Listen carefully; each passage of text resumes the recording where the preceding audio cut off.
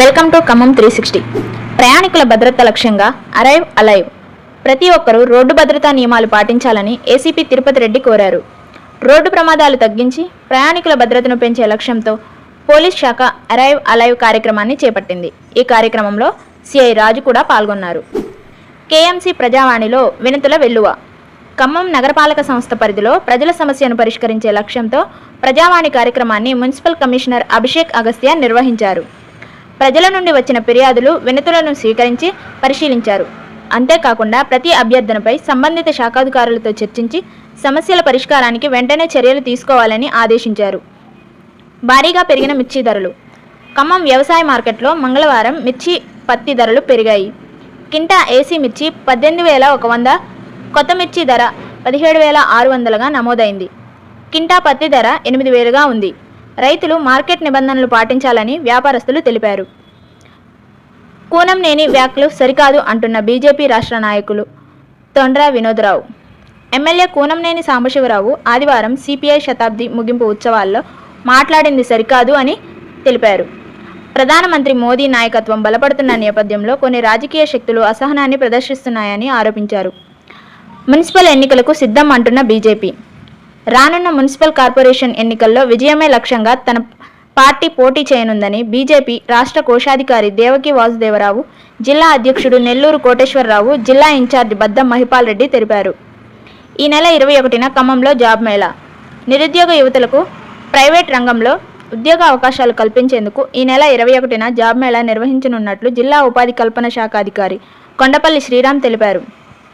Automotive రంగంలో telecaller, electrical vehicle technical service technicians, advisors, sales executives వంటి రంగాల్లో ఇంటర్వ్యూలు వీవీసీ డెవలప్మెంట్ సెంటర్ ఆధ్వర్యంలో జరగనున్నాయి. సిపిఐ సెమినార్కు అటెండ్ అయిన డిప్యూటీ సీఎం ఖమ్మం ఎస్ఆర్ గార్డెన్స్లో నేటి భారతదేశం వామపక్షాలు ఎదుర్కొంటున్న సవాళ్లు అనే అంశంపై జాతీయ స్థాయి సెమినార్ ఏర్పాటు చేశారు.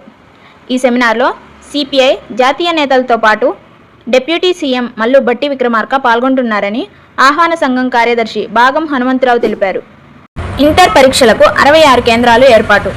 ఫిబ్రవరి 25 నుంచి మార్చి 13 వరకు ప్రథమ, ద్వితీయ సంవత్సర పరీక్షలు జరగనున్నాయి. ఖమ్మం జిల్లా అధికారులు కేంద్రాల గుర్తింపు, ఇతర ఏర్పాట్లలో నిమగ్నమైనారు.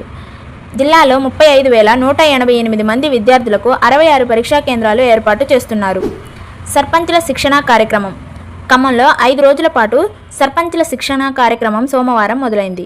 ఈ సందర్భంగా కలెక్టర్ అనుదీప్ దురిశెట్టి మాట్లాడుతూ సర్పంచ్ పదవిని హోదాగా కాకుండా బాధ్యతగా స్వీకరించి ప్రజల నమ్మకాలను నిలబెట్టేలా పనులు చేయాలని సూచించారు. గ్రామ పాలనలో ప్రజలకు అందించాల్సిన సేవలపై పూర్తి అవగాహన కల్పించారు. ఖమ్మం ఏసీబీ రేంజ్ ముందంజ ప్రజలకు సేవలందించేందుకు డబ్బు డిమాండ్ చేస్తున్న ఉద్యోగులను గుర్తించడమే కాక అక్రమార్కుల సమాచారం ఇచ్చేలా ప్రజలకు విస్తృత అవగాహన కల్పించడంలో రాష్ట్రంలోనే ఖమ్మం ఏసీబీ రేంజ్ అధికారులు ముందంజలో నిలిచారు.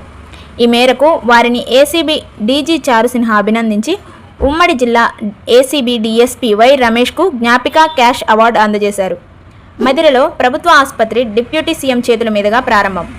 ఖమ్మం జిల్లా మదిర మున్సిపాలిటీ పరిధిలోని ప్రభుత్వ ఆసుపత్రిని డిప్యూటీ సీఎం మల్లు భట్టి విక్రమార్క సోమవారం ప్రారంభించారు. ఈ సందర్భంగా ఆయన మాట్లాడుతూ మదిర మండల ప్రజలకు మెరుగైన వైద్య సేవలు అందుబాటులోకి వస్తాయని తెలిపారు. చింతకానిలో 3.50 కోట్లతో బీటీ రోడ్డు పనుల శంకుస్థాపన. చింతకాని మండలం వందనం నుండి పుట్టకోట జెడ్పీ రోడ్డు వరకు 3.50 కోట్ల అంచనాతో నిర్మించనున్న బీటీ రోడ్డు నిర్మాణ పనులు. ఈ కార్యక్రమాన్ని డిప్యూటీ సీఎం చేతుల మీదుగా శంకుస్థాపన జరిపించారు. బోనకల్ మండలంలో దేశంలోనే విప్లవాత్మక పథకం. బోనకల్ మండలం రావినూతల గ్రామంలో సోమవారం సోలార్ మోడల్ విలేజ్ పథకం కార్యక్రమాన్ని డిప్యూటీ సీఎం భట్టి విక్రమార్క ప్రారంభించారు. ఇది దేశంలోనే కాక ప్రపంచంలోనూ అత్యంత విప్లవాత్మకమైన పథకం అని తెలిపారు. రాష్ట్ర వ్యాప్తంగా 81 గ్రామాల్లో ఈ పైలట్ ప్రాజెక్టును అమలు చేస్తున్నామని, దీనికోసం రాష్ట్ర ప్రభుత్వం 1,380 కోట్లు వెచ్చిస్తుందన్నారు. బోనకల్ మండలంలో 22 గ్రామాలకు 306 కోట్లను, రావినూతల గ్రామానికి మాత్రం 24 కోట్లను కేటాయించామన్నారు. బాలికపై లైంగిక దాడి. ఖమ్మం జిల్లా ముదిగొండ మండలంలో దారుణం జరిగింది. మాయమాటలతో బాలికను కిడ్నాప్ చేసి గోపి అనే యువకుడు బాలికను నిర్జన ప్రదేశానికి తీసుకెళ్లి లైంగిక దాడికి యత్నం చేశాడు. అమ్మాయి కేకలు వేయడంతో నిందితుడు పరారయ్యాడు.